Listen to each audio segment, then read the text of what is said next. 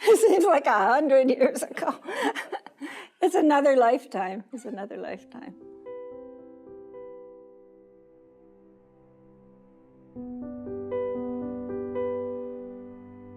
In 1967, I lived in Montreal.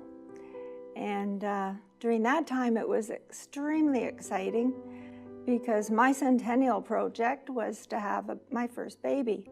And I did in March. But we were right in the middle of Expo 67 and all the people that wanted to come and visit us, but mostly visit Expo. Every day it was on the news and they'd show another part of the fair and, you know, the big globe for the USA, for example. Everything was like a new invention and new technology, and the whole thing was really exciting.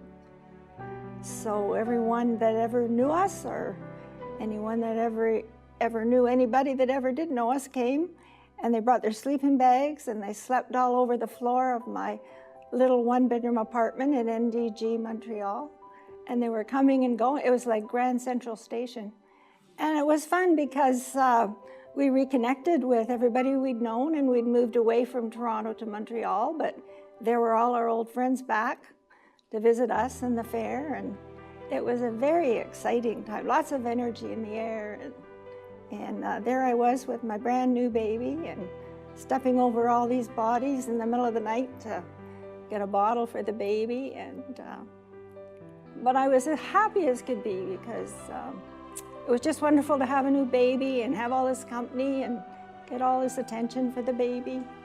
I myself got to Expo once, but it was really hard to wrench myself away from the new baby, so I only ever went the once. Would you do it again? Of course, of course.